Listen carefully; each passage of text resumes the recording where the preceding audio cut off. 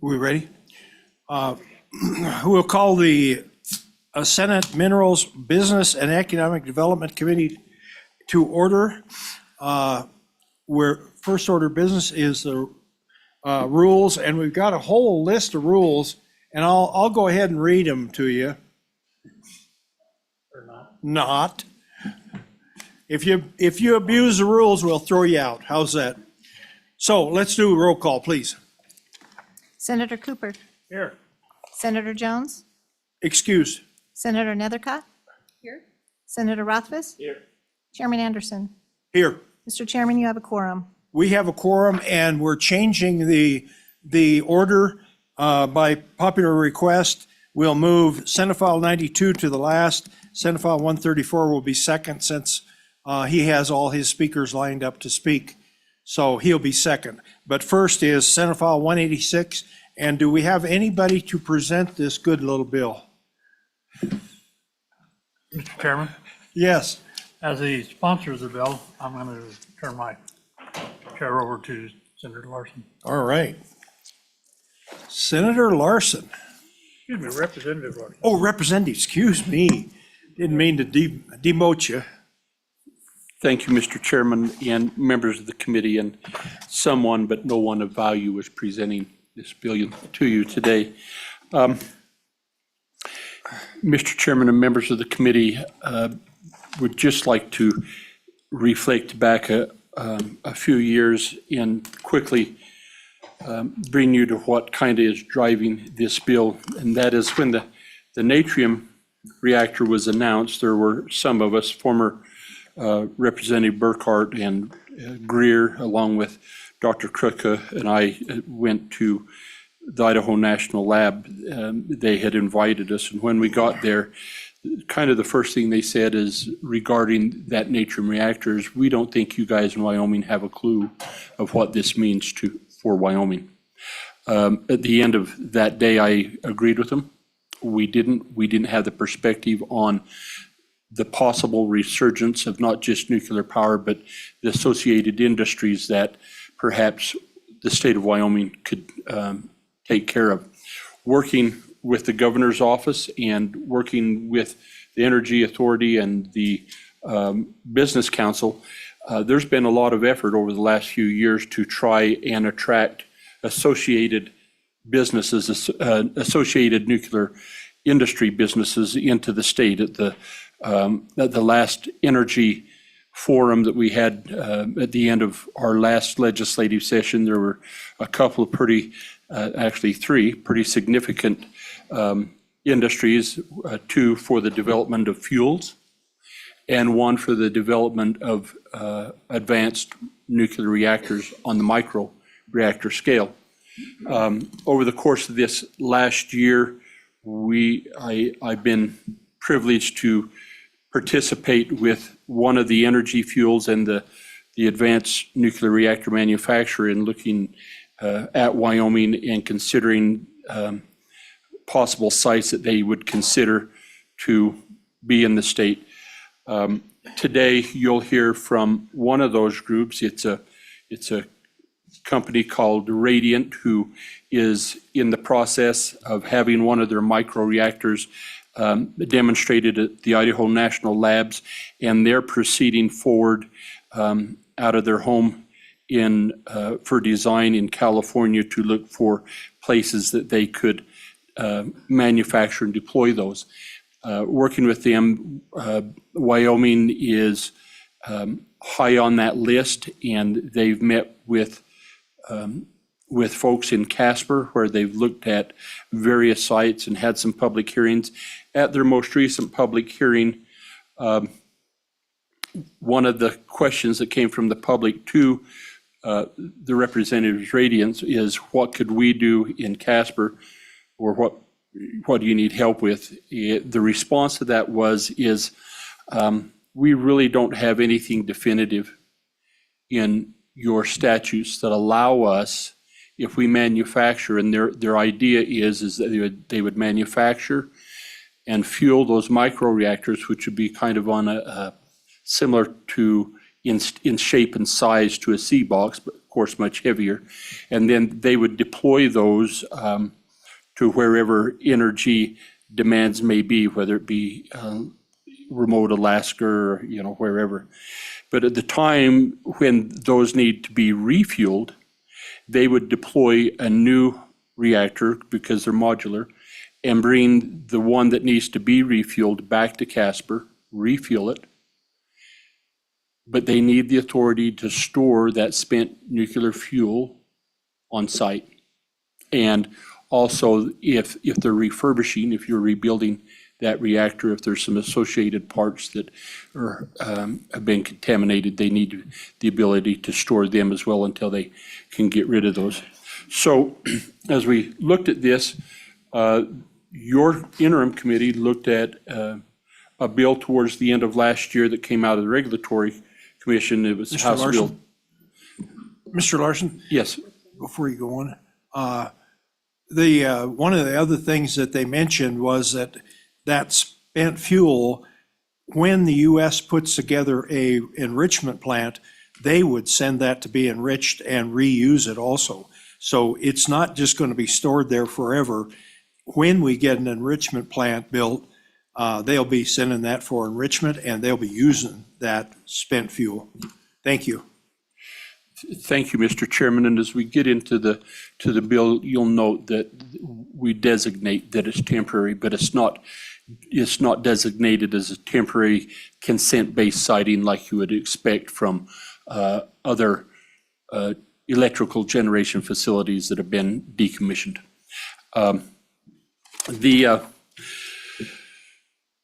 So as we looked at that bill that came to the House, we called it House Bill 16, I thought that would be a reasonable vehicle to prepare this discussion on Radiant. The overall content of that bill was a broad discussion on consent-based siting, bringing those fuels that I just mentioned in. When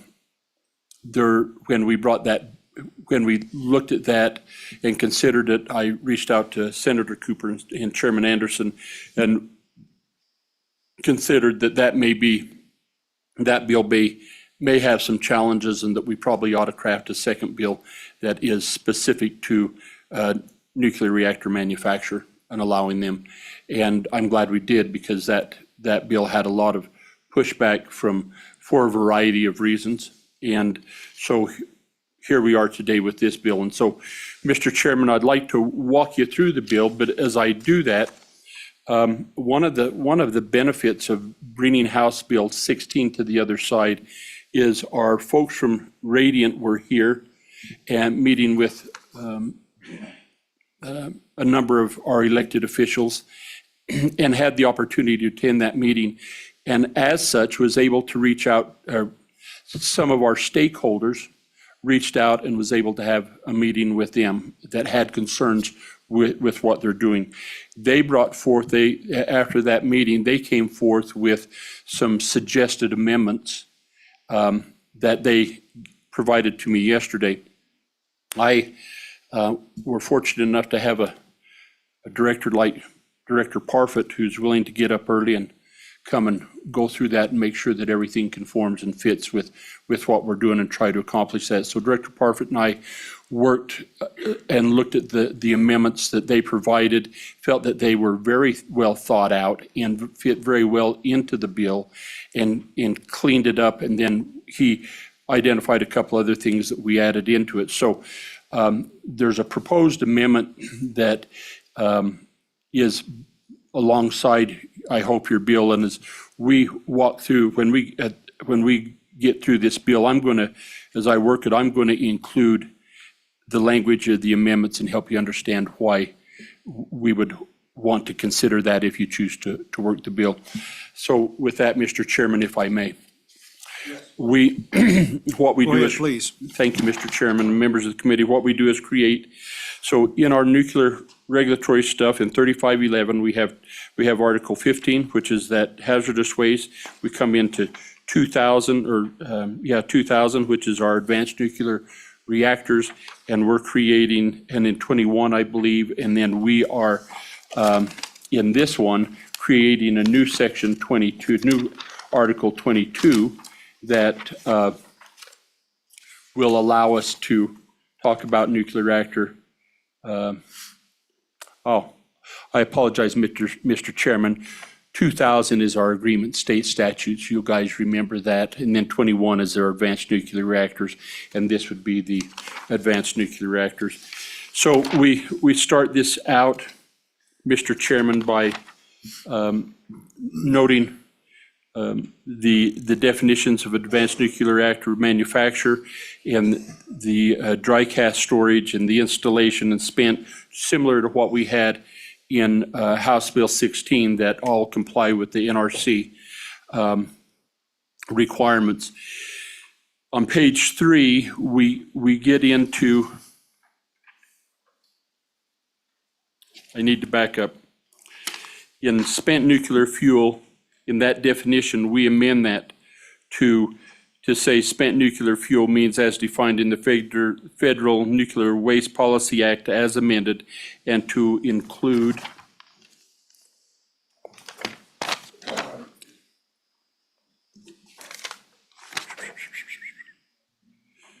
and to includes other high-level radioactive waste associated with manufacturing and refurbishing process, just bringing that language in out of 15. So then in when we talk about doing advanced nuclear reactor manufacture, storage of spent fuel, we talk about a person or an applicant, whatever term you want to use. We're using person in here, undertaking the siting of the installation. We do so in accordance with the article, which is the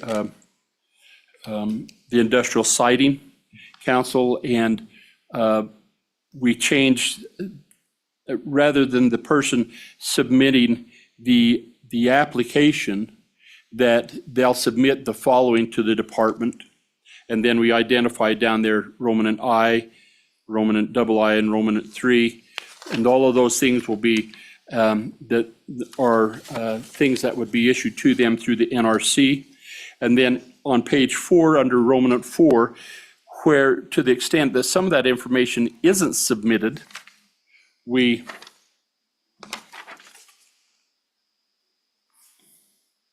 just making sure I'm following the right thing.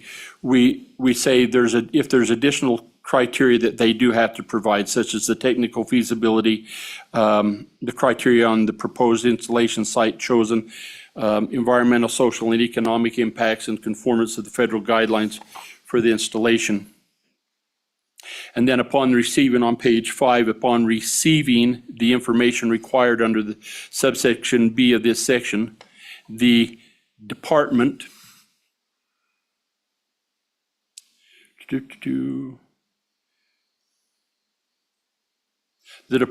the director shall verify the following, and talk about Romanent I and then II, that the installation uses dry cast storage and that the installation is temporary, and assurances from the person, which would be the applicant, that the installation is temporary, and then gives a couple of 3 examples of what time limited means, whether that could be time limited by the NRC, or that they have a binding time for movement to be stored at an installation that's a permanent repository, or to delivery for it, as Chairman Anderson noted, to be reprocessed.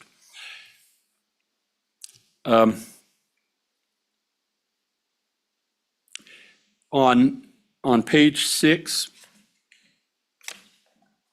we talk about, on D, we have an abbreviated portion currently of what's in Article 15, and we're going to amend to bring that all in, as it reverts kind of back to the Industrial Development and Information Siting Act.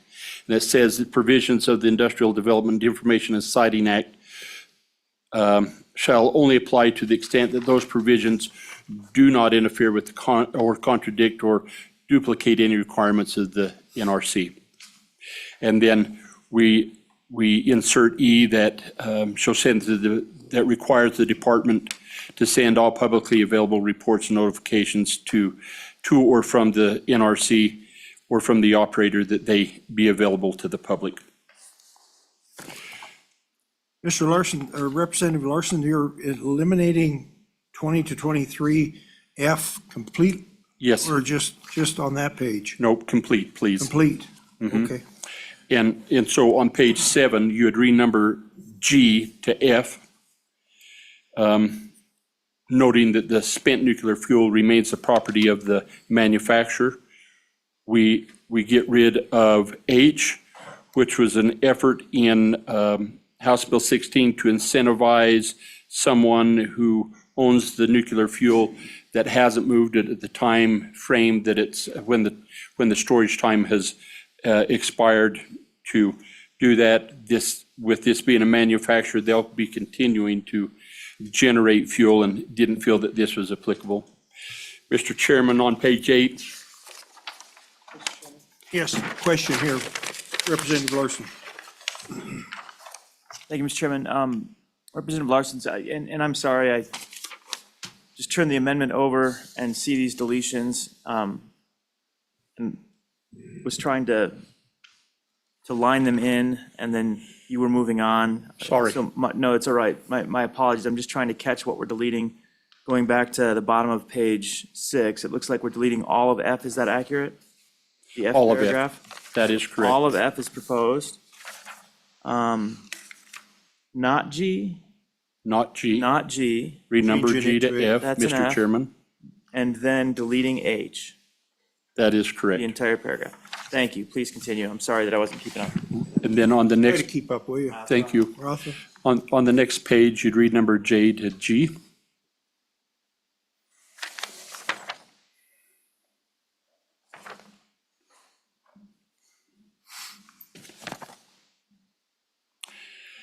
On page 9,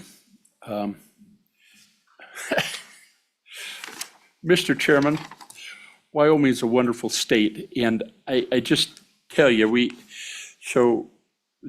just have this mixture of people, and so the stakeholders, which have real concerns and on the interest of the public, sit down and really looked at this as we're sitting here trying to work other bills on the floor, and I just give my hats off to them. Came back with some, they could work for LSO. They're really done. So they looked at, on page 9, they looked at high-level radioactive waste and says, why is that in there? It contradicts what you've got, so we delete that. And then we have, on 3, we have high-level radioactive storage and we add new language to it that was a little bit confusing as they read it. And so on 18, the new language at the end of 18 down through 22 is stricken. And just a simple definition starting at the bottom starting on line 23 and carrying over to the top of page 10 says that a high-level radioactive waste storage facility shall not include a facility owned or operated by an advanced nuclear reactor manufacturer for the storage of spent fuel or other high-level radioactive waste associated with the manufacturing and refurbishing process that is regulated under this new statute 2201 and 2202. And then, again, in Article 15, for the legislative approval of citing high-level radioactive waste storage, we come down there and we say a facility is authorized if it's operated on the site to store high-level radioactive waste or spent nuclear fuel produced by a power generation facility operating in the state. Remember, you all put that in to accommodate the Natrium facility, where they could store their stuff on site, and we add to that and say, or retrieved or accepted by an advanced nuclear reactor manufacturer as defined in our new section 2201 for storage on site of the manufacturer. And Mr. Chairman, that I'm happy to answer any questions, and I apologize if I didn't do that very well. I think you did it just fine, Representative Larson, as complex as it may be. Any questions for Representative Larson? Any questions? Yes, Senator Rothfuss. Thank you. I have a few. The first is particularly the amendment side of things. Some of this language we ensured was consistent with NRC language and ran it back by them, but I don't know if we touched any of that language, which is associated with agreement state status on a few issues. Do you know if any of the amendments, so starting on page 8 and moving forward, if any of that touches language that we had approved through any of our NRC agreements? And this is something I can ask DEQ about also, but Mr. Chairman, Senator Yes. Rothfuss, you'll find the most correlation between Title 22, this new title, and 15, which is the nuclear waste. I don't think we have anything in the agreement state coming out of Title 2000. okay, yeah, and I'll double check with DEQ. Thank you. That was one concern I just wanted to make sure we were contemplating.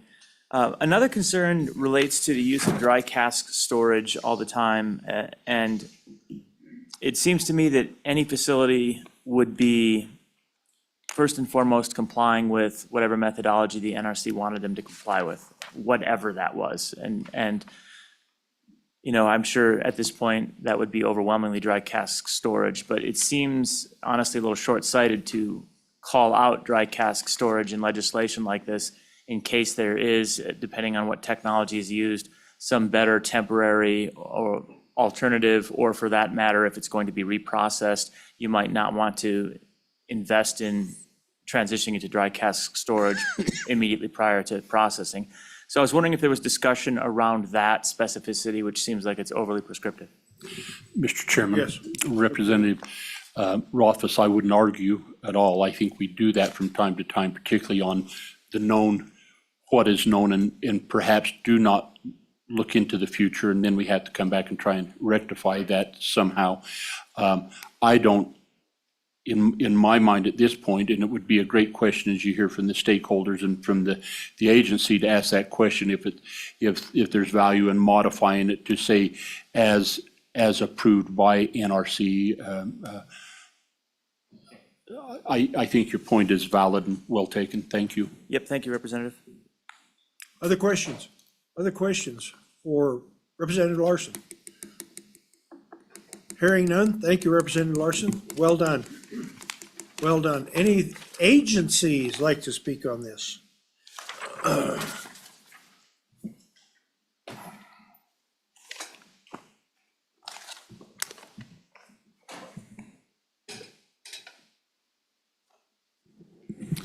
Thank you, Mr. Chairman. Todd Parfit, Director of the Department of Environmental Quality.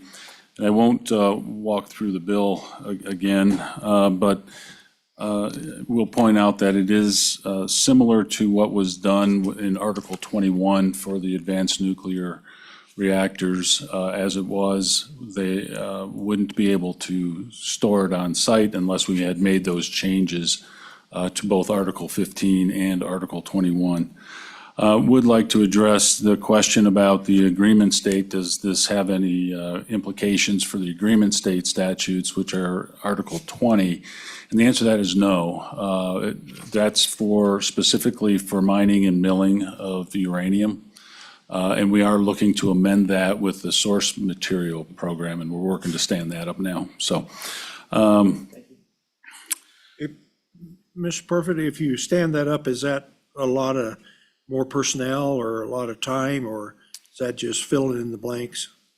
Mr. Chairman, for the source material as part of the agreement state status, we added 2 FTE back at the time to stand up the program, and that's what we would need to actually implement the program as well. So the one thing that you'll see that was amended from the original version of this bill was that it now makes the Industrial Siting Act applicable, whereas the previous version, it was not. And the reason for that was in Article 15, industrial siting is not applicable, but in Article 21, it is. And it just seemed to make more sense in talking with various stakeholders that industrial siting should apply. It would provide an opportunity for the public to weigh in. It addresses items that are not covered by the Nuclear Regulatory Commission that the state would want to see covered. Some examples of that would be the socioeconomic studies that we require are a little more in-depth than what is provided by the Nuclear Regulatory Commission. The other important piece for the local communities is it also provides impact assistance for unmitigated impacts that might occur for infrastructure.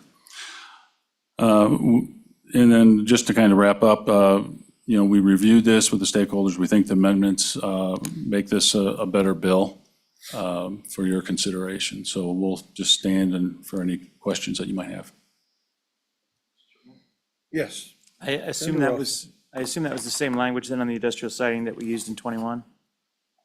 Mr. Chairman, Senator Roth, that's correct. Okay, thanks. Identical language. Other questions? Other questions for the director? Hearing none, thank you. Thank you. Other agencies that would like to speak on this? And a lot of them pop up. Governor even like to speak on this. Wow. Whoa. Good afternoon, members of the committee. My name is Randall Luthi. I'm the policy director for Governor Gordon. First, on a more personal nature, at my new job, I don't get to meet with you as frequently as I used to. I miss that. I enjoy working with all of you. But I do bring greetings from the governor. My remarks are going to be, for me, very, very brief. But overall, the governor, as you know, supports an all-the-above energy approach. As Wyoming looks to diversify its economy, this bill and what it's trying to do, I think, just really hits the mark. It shows people that Wyoming is open for business, but we're open for business the right way. It has allowed public participation, as this bill has allowed for amendments so that that those interest groups have been able to comment on it. You're looking at that now. And I believe you, should you continue on, have actually set a great precedent for other businesses that might be looking towards Wyoming. So with that, please don't ask me any questions about Section 15, Article 1521, NRC code, any of that. So I'd appreciate that. We'll try to restrain ourselves. Randall. Any other questions we can ask Randall? That does narrow it down. Yeah, just ask him about the restroom in the governor's office or something, I guess. It is currently unpoliced. Nicely done. Other questions for Mr. Luthi? Have a hearing none. Thank you, Mr. Luthi, for coming. Thank you all. One of that's been through Yeah.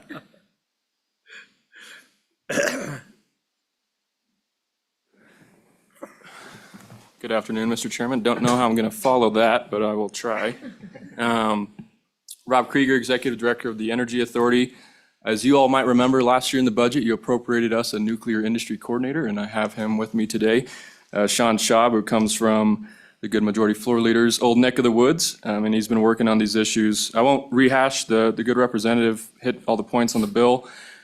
Just want you guys to kind of get the landscape of these advanced reactors, and Wyoming continues to be at the lead of really all states. So we're kind of the first stop for those companies that look at coming to Wyoming and potentially standing up their business. So I think the main takeaway and what this bill really addresses is that not all advanced reactors are created the same. Their applications are different. We talk about TerraPower, that's directly into the grid. We talk about the BWXT project we're looking at. That's micro reactors, much smaller, 50 megawatts, not 350 megawatts. That's to be built, deployed, and fueled on site. And then the one that was discussed today would be built, fueled at the manufacturer, then sent to the site. So they're all a little bit different. So really just wanted to hammer that home and then talk a little bit about what we're seeing other states doing and why I think this bill is important to make sure we stay ahead of other states. Just yesterday, or 2 days ago, the Utah legislature passed a bill to really focus on advanced nuclear, trying to figure out how they can frankly catch up. And hope they're good in that endeavor, but that we stay ahead. And then just yesterday, Montana reached out as well about how they stand up an energy authority and start looking at these sort of issues as well. So I think this bill helps make sure we're not inadvertently keeping folks out of the state that might be interested in coming here and setting up shop. So again, I won't rehash the bill. I think that was covered very well. Just wanted you guys to have a good understanding of the landscape nationally and what folks are looking at. So happy to take any questions. Very good. Thank you, Rob. We're glad you guys and Energy Authority is in on this and working with us on it. And we appreciate your work on this. Questions for Mr. Krieger? Yes, Senator Rothfuss. So on page 5, the Romanet 3, if you've got a bill in front of you, which is an assurance that it's temporary, and I think there was some additional language that is consistent with that. I totally understand the intent there, and everybody wants to provide or have assurances that it's temporary, but getting to what you said a minute ago, Mr. Krieger, about trying to make sure that we're not holding anybody out, that we can develop these projects. Honestly, I don't know how anyone can make that assurance at this point in time based on the real world of, is there a permanent repository? No, there is not. Is anybody taking it in temporarily? Is there like a central hold? No, there is not. Everybody's storing on site for some indeterminable amount of time. That's just the reality of the industry at this point. Has that been discussed? Because to me, that Romanet 3 is sufficiently restrictive that nobody could satisfy it. I don't know how someone would be able to satisfy it at this point in time. What are your thoughts? Mr. Chairman, Senator Rothfuss, I think that's a good question. You're right. There's no permanent repository in the country that the feds should be doing. There's certainly been discussions. If I could predict what the federal government would do, I'd probably quit my job and go to the lottery. But I don't know how that's going to work right now. Temporary is defined as 40 years. I think, again, you look at all these other reactors nationwide, they're stored on site safely. Sean's been to multiple of those that he could talk about. But yeah, I think temporary, we'll see what the feds do. But I think right now it's set up to be safe on site, and we can, we're in an energy pinch. You guys all know that a lot of states are needing our energy, even within, actually, your district is needing some energy, right? So we're looking at, whether that's coal, gas, renewables, or nuclear. And so I think it's a work in progress. Good, thank you. Thank you, Mr. Chairman. And maybe honestly, I'll check back in with the EQ because I was wondering what language, and Rob, you may know, what language we used in the advanced nuclear reactor about allowing them to store waste temporarily on site. I don't know if this language is similar to that. I don't remember this language, but it doesn't mean it isn't similar language, and I just don't remember it from the previous act. But do you know if that's similar Before you language? answer that, Rob, I need to correct the senator. There's no waste. It's spent fuel. It's completely reusable. So go ahead, Rob. Mr. Chairman, Senator Rothfuss, I would look to my good colleague as the director of DEQ to answer that one. Great. Anything else, Senator Rothfuss? No, and Mr. Chairman, I think you'd struggle to reuse all of it, just saying. Well, we'll struggle. We shall struggle then. Any other questions for Rob and his helper? His helper, a nuclear expert, and Yeah, Mr. Chairman, he knows a lot more than I do on it, so he would answer the questions. okay, John, you're not going to tell us, you're not going to enlighten us any though? Sean. Sean? Sean. Sean. Yeah, Mr. Chairman, Sean. But yeah, thought happy it to was answer John any Shaw. additional questions you may have. He's happy to answer questions. No question? No question. All right, thank you. Thank you. Could we call Mr. Parfit back up to answer the questions that we've developed, please?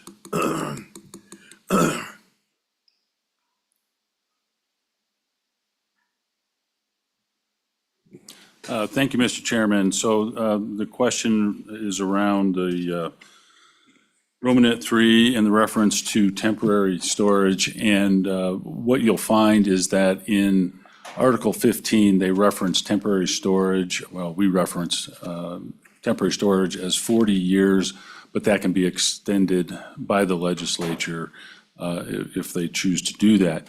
In Article 21, which I think is what Senator Rothfuss was referring to when we made those adjustments, Article 21 does not, to my recollection, include language about temporary. I think this is a carryover from the discussions that we were having on House Bill 16 when we were talking about the storage of spent nuclear fuel that would be collected from anywhere around the United States.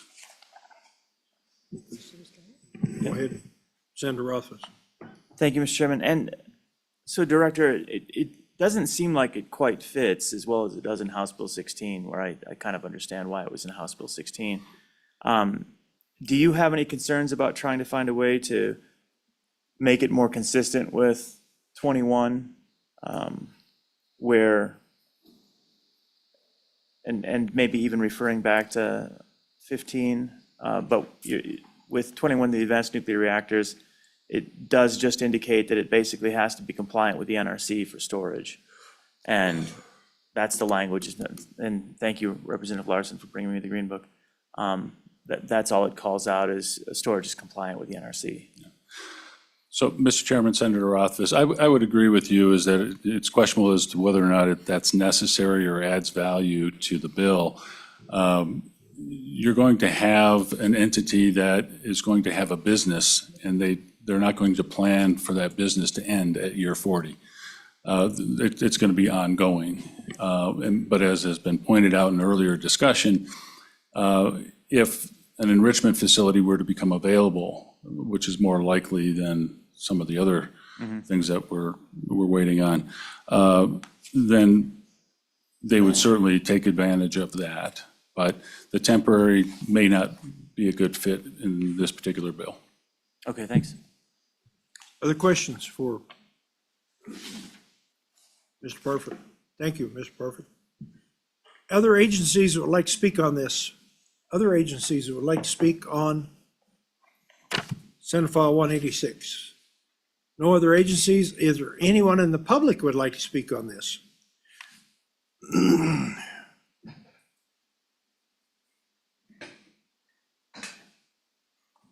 Go ahead, Mr. Winnie. Mr. Chairman, Bill Winnie. I support the bill. Give you some background, I spent 30 years active duty in the Navy, in the nuclear submarine world, across 6 operating submarines. I've served as a chief engineer, a commanding officer of a nuclear sub. I taught in the nuclear training program, and then later was commanding officer of what the Navy calls an intermediate level maintenance facility, a submarine tender, that can do anything to a submarine that doesn't involve heavy lift or dry docks. So I'd like to offer some thoughts for you. One, why is it important to call it spent fuel as opposed to waste? The way you load a reactor is you put enough uranium in it to give you a critical mass, so you can get the chain reaction going. Then you put more uranium above that for the expected burnup over time. Typically, a civilian nuclear plant goes on about an 18-month cycle. Take it up to 100% power, leave it there doing base load, shut it down. And when you shut it down, you still had that critical mass. That's recoverable uranium. The United States made a decision in the late 70s to not recover fuel like that, but that decision could be changed, and that's a lot of uranium. France is recovering uranium like that. When you talk about storage, when Representative Anderson brought this up over on the other side, the issue of the Texas lawsuit came up. And the essence of that lawsuit was very simple.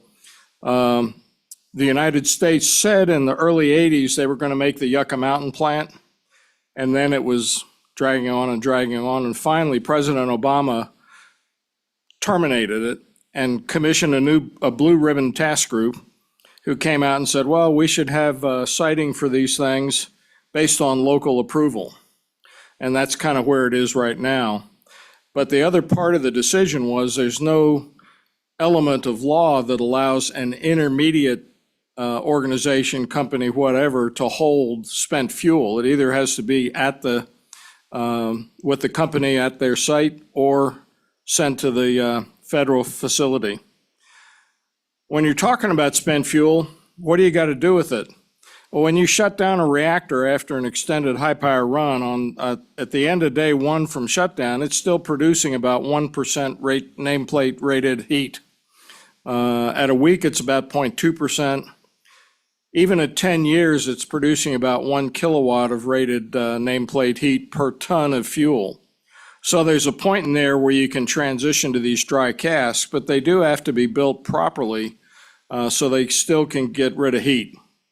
In the realm of radioactive contamination from reactors, there are a couple things worth useful talking to you. One is, about 2 billion years ago in Gabon in Africa, there was a natural reactor where the concentration of uranium was enough with water infiltration to go critical. And it did, and operated for they estimate about 100 million years. What's notable about that is that there was no significant leaching of fission products away from the site of the, what should I call it, the reactor.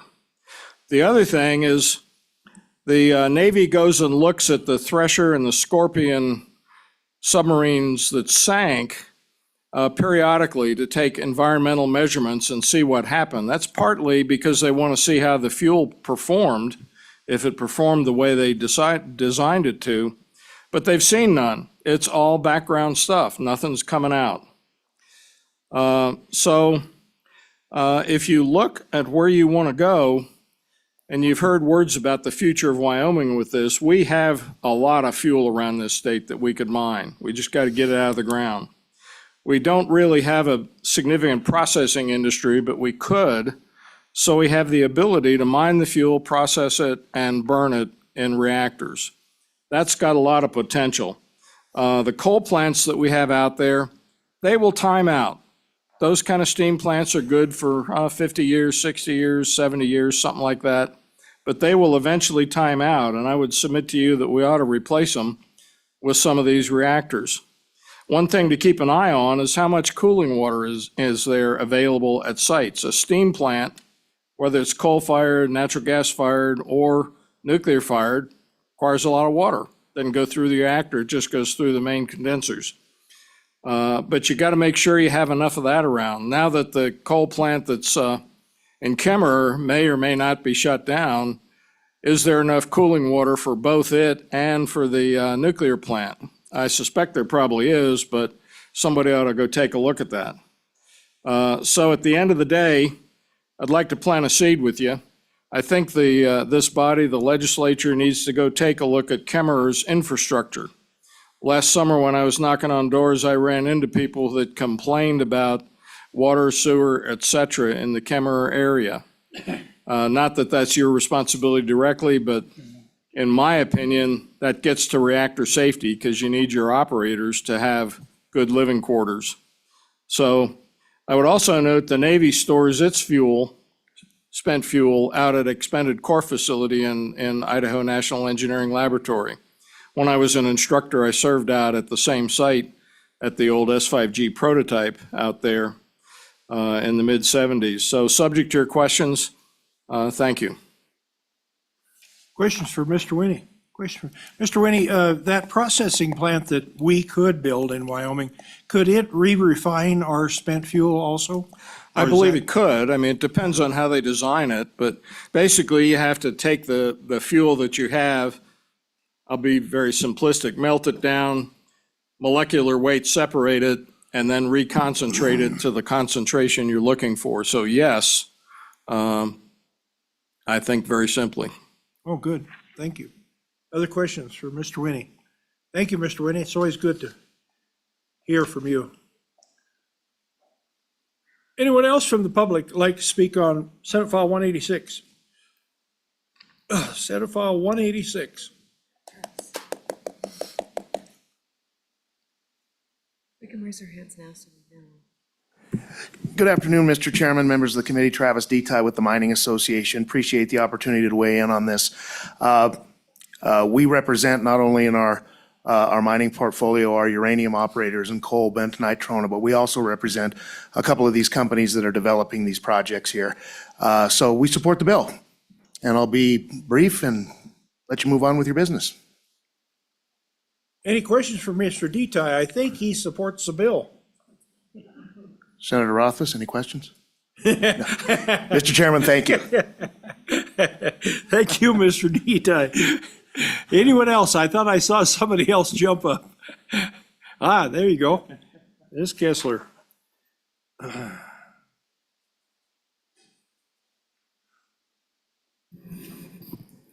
Hi, Mr. Chairman and committee members. Thank you for this opportunity. My name is Steph Kessler. I'm here just representing myself.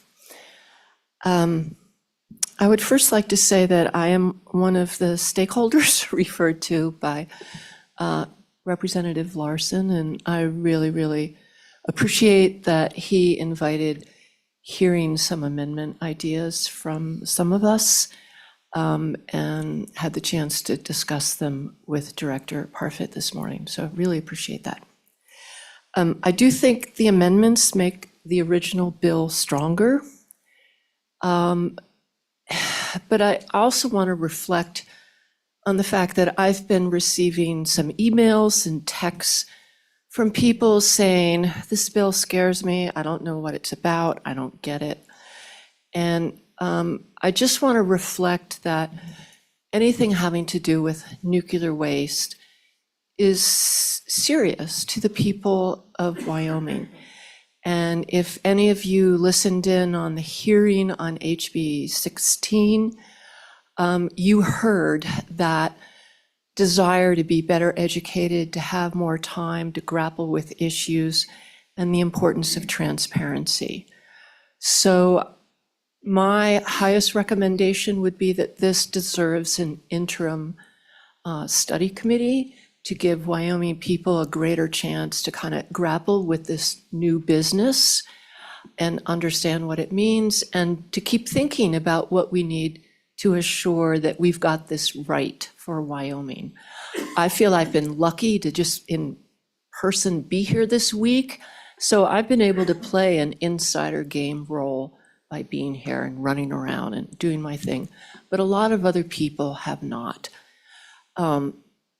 If you decide that this bill is going to move forward, I would like to propose then a different idea, that you actually still put it on an interim committee agenda for this committee, bring the company in to kind of share more about what they're about and their plans, and let people suggest if we need to tweak this bill further, some ideas, because good ideas always evolve out of that process. And although I submitted my amendment ideas, I do not believe that I don't know it all, and I learn from others. So that's really what I wanted to say. And I also just want to make a correction. Spent nuclear fuel is defined as high-level radioactive waste by the federal government. I have copies here of both from the Nuclear Regulatory Commission website and the EPA that says it clearly right on those front pages. So I think it alarms the public to hear this being called something different than the experts even, refer to it. And we want to know if it's a waste stream that's been classified as dangerous, that it's not going to be changed just because we call it something else. So those are my comments, and I'm welcome to any questions. Thank you. Thank you for your comments. Any questions? Any questions? Any questions for Steph? Thank you for that explanation about spent fuel rods. Thank you. Thank you. Anyone else like to speak on Senate File 186?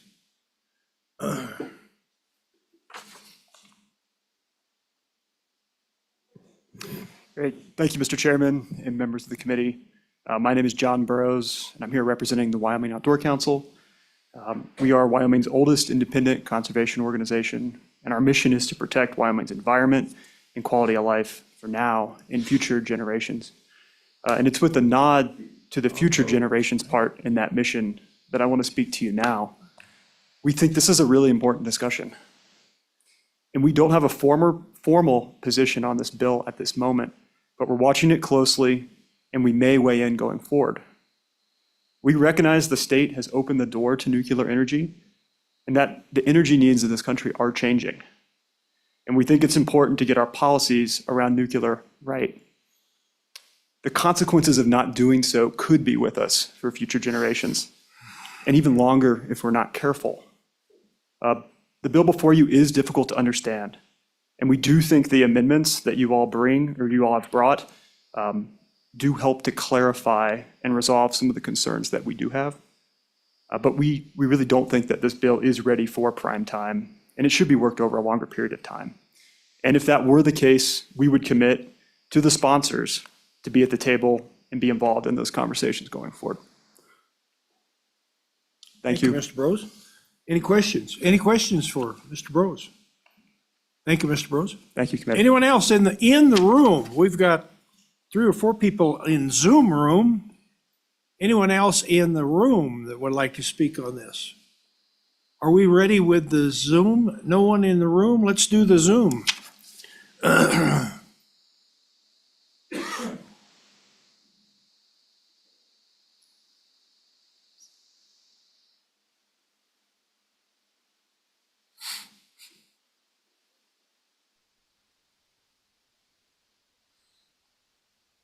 Hello, this is Ronnie Franovich. Can you hear me and see me in the room? Yes, we can see you. Thank you. Thank you, Chairman Anderson and committee members.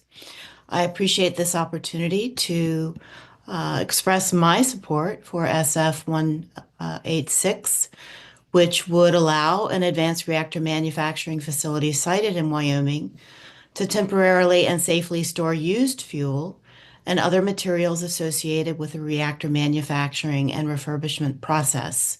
Now, I say used fuel because, as Mr. Winnie noted, there's a lot of juice or recoverable uranium left in the fuel for reprocessing or other energy uses down the road. In full disclosure, I was retained by Radiant Industries Incorporated in July of 2023 to advise them how to navigate the licensing process governed by the U.S. Nuclear Regulatory Commission, or the NRC.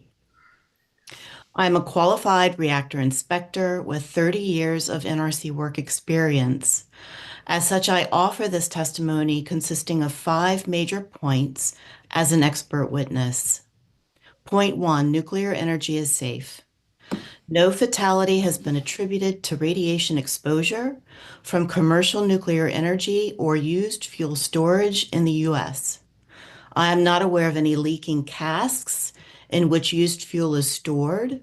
These casks are subject to NRC inspection, and if a leak were to occur, the NRC would require the license holder to correct it and take measures to prevent recurrence. Point 2, used nuclear fuel storage is safe today. In its draft environmental impact statement for advanced reactors, the NRC recounted its regulatory basis for concluding that 1, the risk associated with used fuel transportation and storage for currently operating reactors is very low, and 2, the environmental impacts are small. The NRC also considered the security of used fuel storage and concluded that, quote, for acts of terrorism, the very low probability of a successful attack ensures that the environmental risk would be small, end quote. Point 3, storage of used fuel from advanced reactors is deemed safe. The NRC evaluated the risks and environmental impacts of future used fuel storage from advanced reactors and considered them to be bounded by the low risk and small impacts, excuse me, of used fuel storage today. Any applicant for a license to store used fuel would be subject to NRC's safety and security regulations, as well as some level of environmental review, which could involve categorical exclusions based on very low radiological risk and small environmental impacts. Point 4, nuclear energy is versatile, dense, and reliable. In its draft EIS for advanced reactors, the NRC explained the benefits of nuclear energy, primarily to provide electrical power to the grid. Advanced reactors may also be used to generate process heat, desalinate water, and conduct testing and research. In addition to these benefits, reactor fuel is extremely dense. This means that small quantities of fuel generate massive energy output and produce significantly less volumetric reserves of used fuel relative to other forms of energy. Nuclear energy also provides reliable, baseload electricity. The NRC explained that intermittent sources of energy do not meet the purpose and need for baseload generation. Moreover, they, quote, require larger commitments of land and have a greater potential for aesthetic impact on landscapes and seascapes and physical injury to terrestrial or aquatic wildlife, end quote. Finally, point 5, support for nuclear energy is strong. Last August, the Pew Research Center released a report that showed increasing public support for nuclear energy. The same is true in the U.S. Congress. In 2019, the Nuclear Energy Innovation and Modernization Act was signed into law. Last July, the Accelerating Deployment of Versatile Advanced Nuclear for Clean Energy Act became law. These laws are intended to drive regulatory reforms necessary to enable scalable deployment of advanced reactors for the benefit of society. Near unanimous bipartisan support of these laws is truly remarkable in an era of divisive politics. So in Bonnie, closing, are you about done? We're on a strict timeline here, and I apologize. In closing, I leave you with this thought. If innovative U.S. reactor developers are to succeed, they must think through the nuclear fuel cycle and temporary storage of used fuel at their manufacturing facility. And that storage can be done safely and securely. I appreciate the opportunity to testify on these matters and respectfully request that my forthcoming letter of support be included in the record. Thank you. thank you. We'll do that. Next, let's hear from Matt.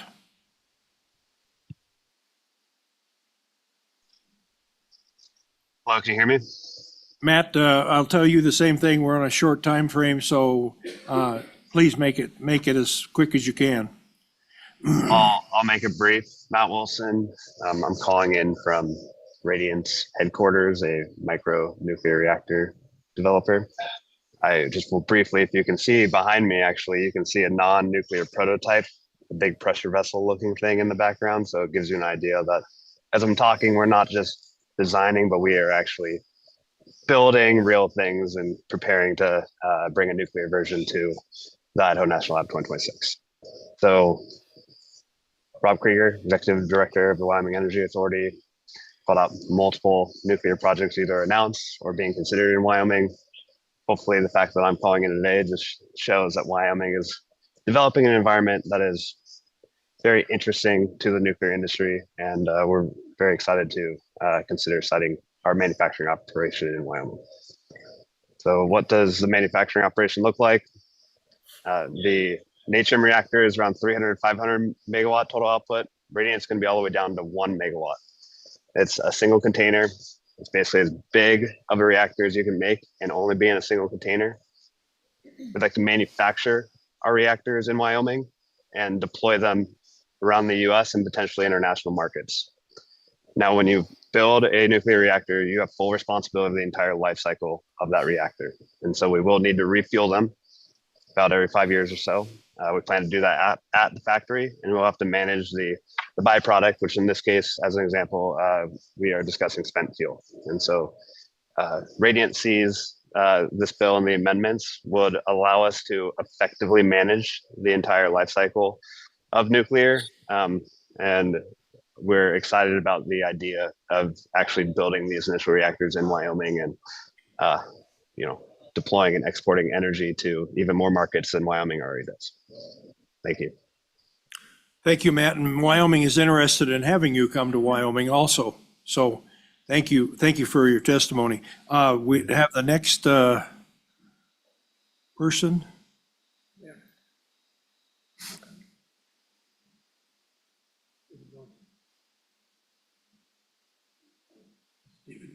Yeah, yeah. Commissioner, are you there? I am here.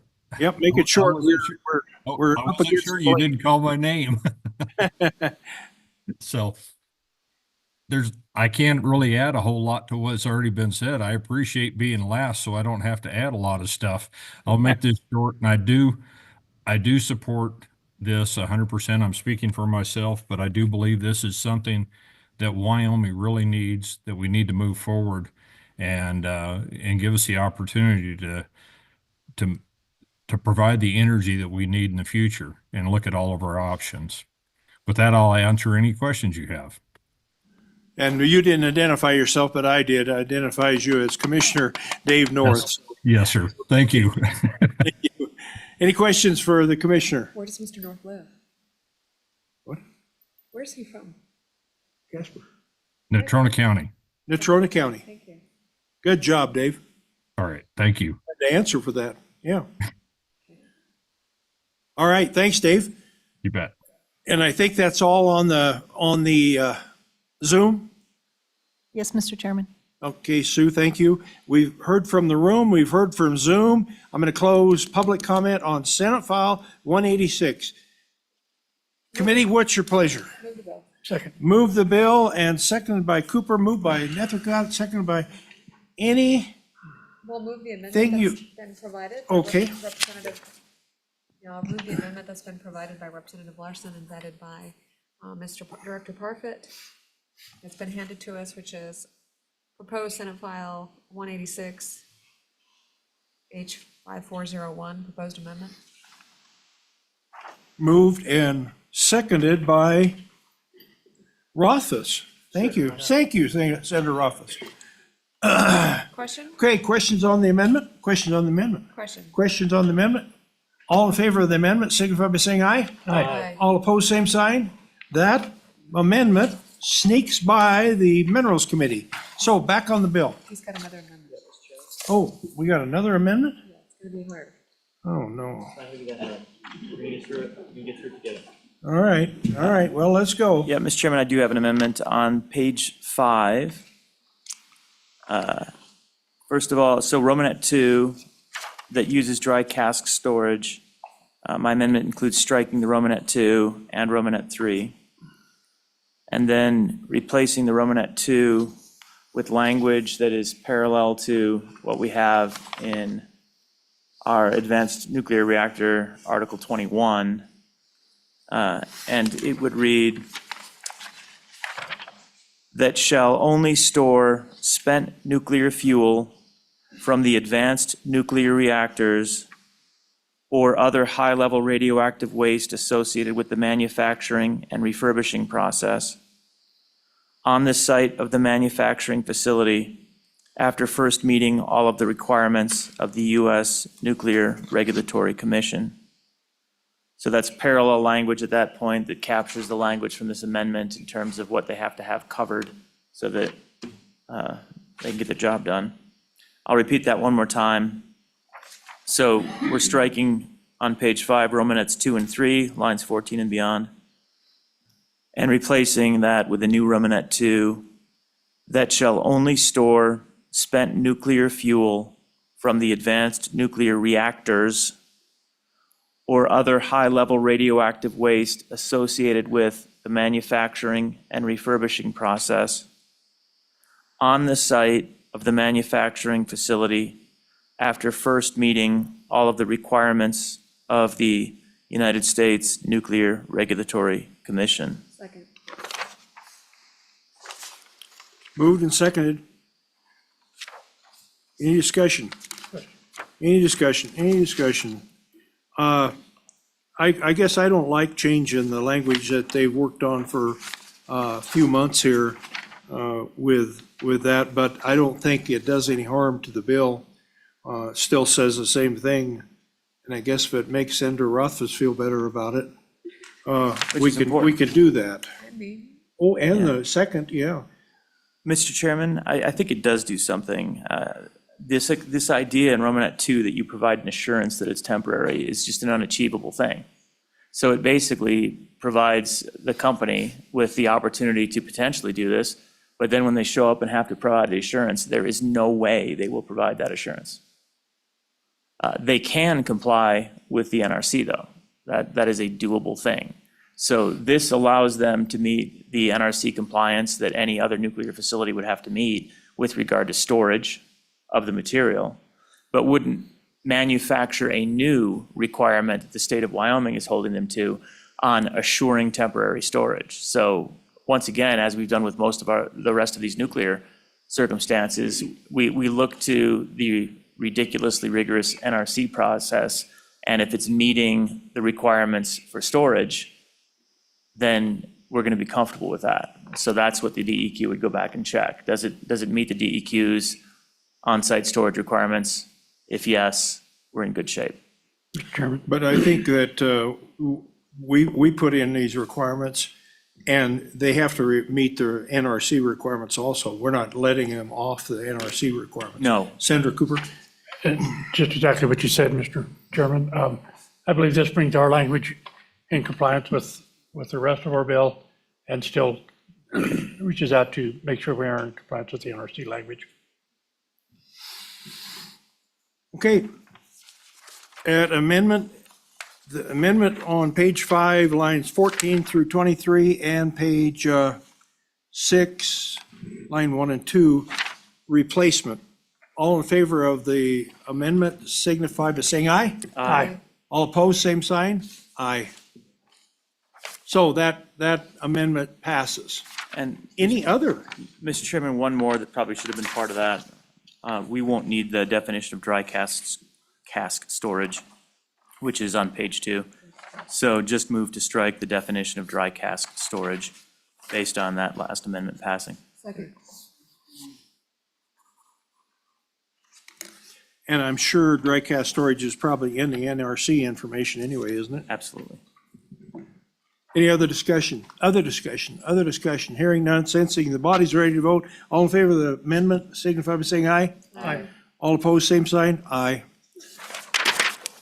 That amendment Oh, okay. Okay, that amendment has passed. Anything else you students would like to change on this thing? Roll call. Roll call? Should we have a roll call? Let's have a roll call on Senate File 186 as amended. Mr. Chairman, this is a roll call vote for Senate File 186 as amended. Senator Cooper? Aye. Mr. Chairman, I have an absentee vote of aye from Senator Jones. Okay, Senator Nethercott? Aye. Senator Rothfuss? Aye. Chairman Anderson? aye. Mr. Chairman, you have 5 ayes. That bill has snuck past the Senate Minerals Committee. Next up, I thank you, Representative Larson. Next up is, Do you have folks here to testify on that bill? we have Senate File 134, Industrial Siting Wildlife Mitigation. If you're here for Senate File 92, we're not going to make it to that. We'll be lucky to get through Senate File 134. So if you're here for Senate File 92, if you've driven a long ways, I don't know what we can do. We can hear their testimony now. We do have some landowner witnesses for that bill. Let me start with that. I'd suggest we just open it up to hear their testimony today. Could we do that? You're all right with that? I would say unless there's anybody that's drove a long way, we can give these folks that drove this ways back. Maybe, I guess we'll take it up whenever the committee meets next, but certainly we want to give due deference to people that have driven to testify on legislation. So you're all right with if we move Senate File 134 back? I don't know that there's anybody here that's drove a long ways for this one. They did for 92. They're for 92, I think. Anyone for 134 that drove? We got a lot of them for 92. So let's move to 92 and hear from the people that have driven a long ways to talk about it. So we'll open up Senate File 92, make carbon dioxide grade again, no net zero. And do we have? I'll go try to find a sponsor. I think they already understood We're not going to get very far. We just start with this. So a couple things. landowner testimony. You can't start without me. You go to 210. Without what? Without me, you can go to 210. They can't start without me upstairs. Oh, We can go to 210. oh, 210 p.m. oh, okay. Okay, the presenter is not here, and she will be here shortly. We'll hear from her when she gets here, but let's, in the meantime, hear from the people that have traveled to talk on this Senate File 92. Come forward, please. How many have traveled? There's about 6 of them. Well, there's 3 of them anyway. Oh, there's a bunch more of them. There's a bunch more of them. And yeah, front row, filling the seats in front.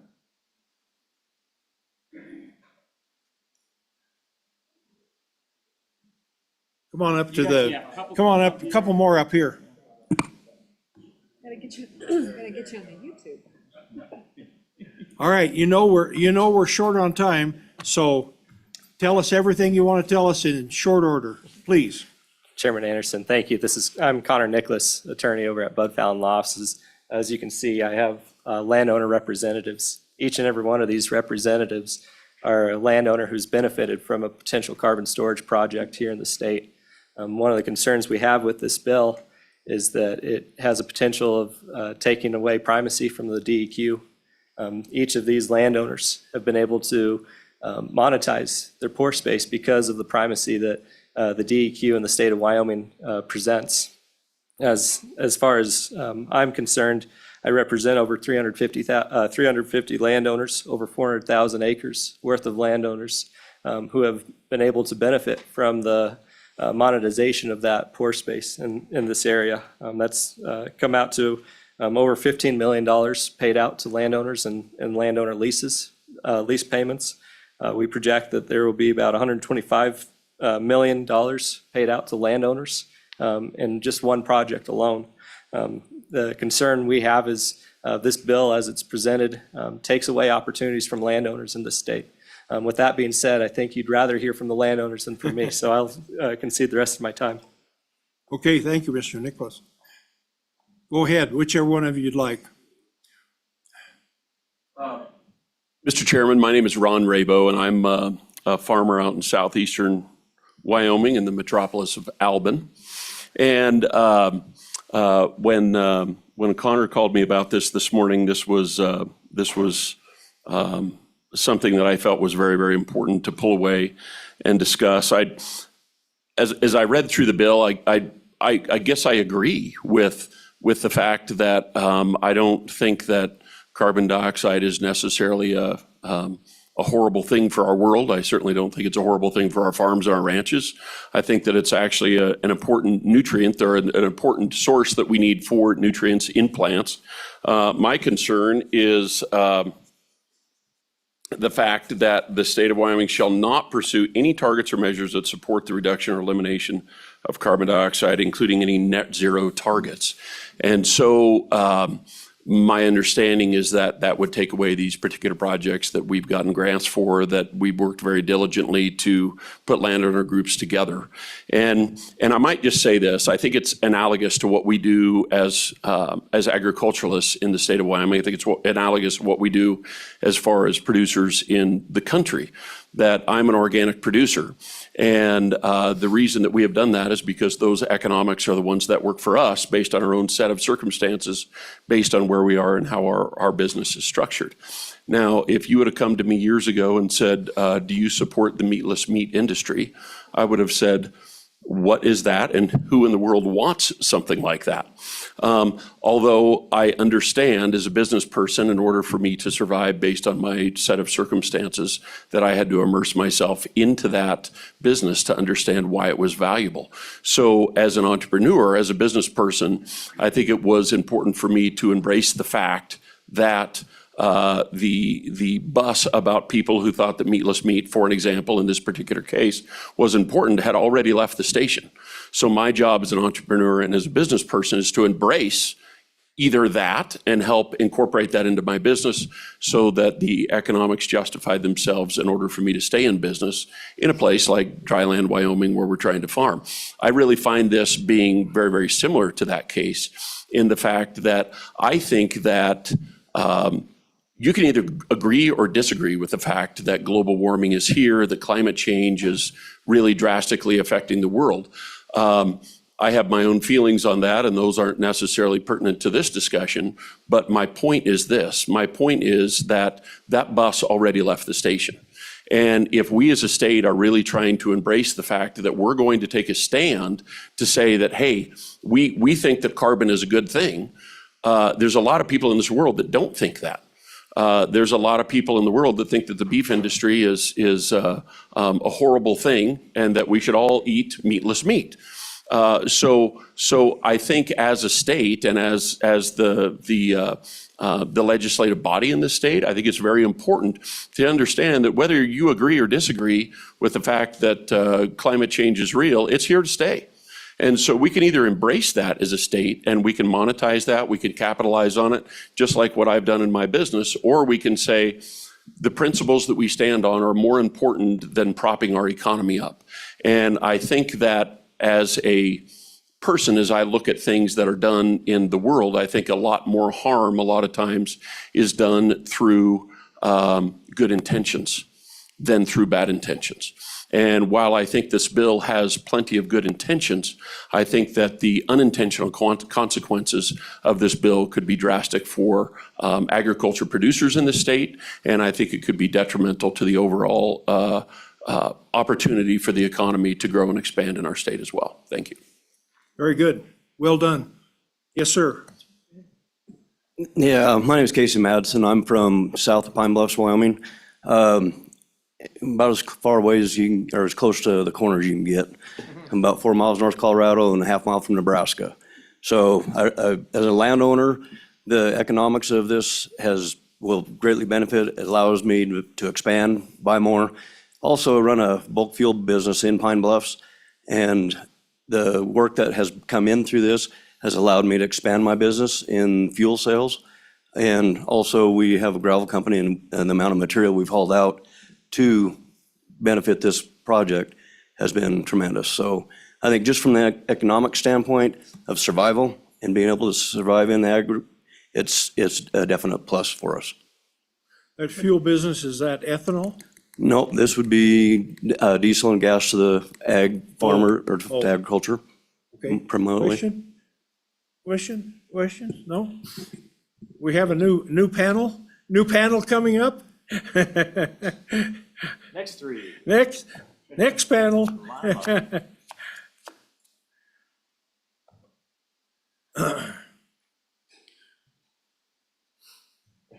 Yes, sir. Okay.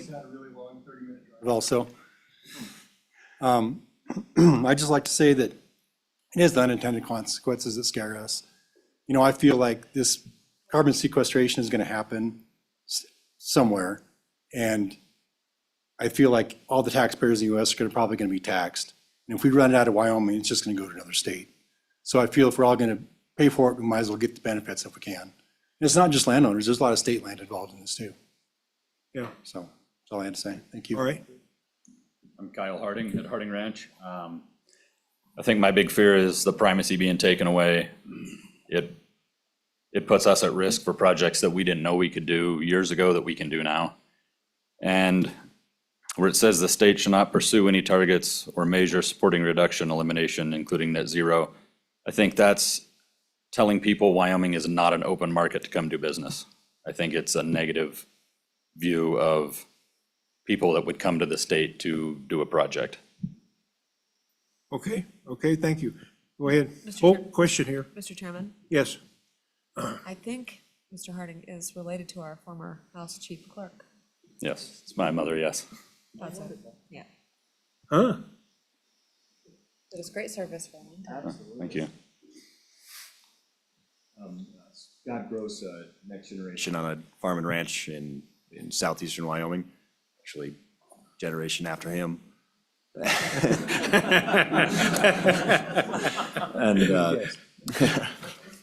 And And I'd just like to say that they enumerated some of the benefits that we've seen now with landowners in our area, but I also think going forward, Wyoming has an advantage in this primacy ruling, and that giving that up would be highly detrimental, not just now, but if we have this backbone of carbon sequestration built in the area, the future piggybacking of industries that could utilize that and create a hub of industrialization in the area would be really nice. So I think there's a lot of forward-looking economic benefits to having the infrastructure here instead of some other state. Okay, next generation. Yeah. All right, any question for this panel? Yes, Senator. Mr. Harding, as this is growing in your area, would you consider this a Wyoming-owned, Wyoming-grown business that you guys are being involved in? I think you could, yes. Do you, Mr. Chairman? Yeah, go ahead. See if Yeah. you can make him talk.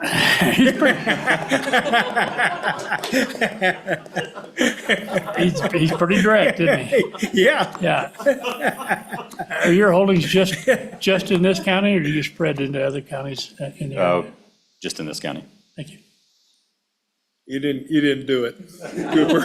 Seemed like pretty straight question. Any other questions for this panel? I'm happy to jump in on some of that too. I'm a part of that project. She's talking about it. I'd love to hear from No, I mean, that was a Wyoming homegrown That's response. absolutely right. We're good. It's not, at least ours. All right, thank you. Thank you, panel. Thank you very much for coming to talk to us. Can we We hear- appreciate your input. just a little bit more from Connor. Yeah, I think we will. I think he said he was going to expand upon that.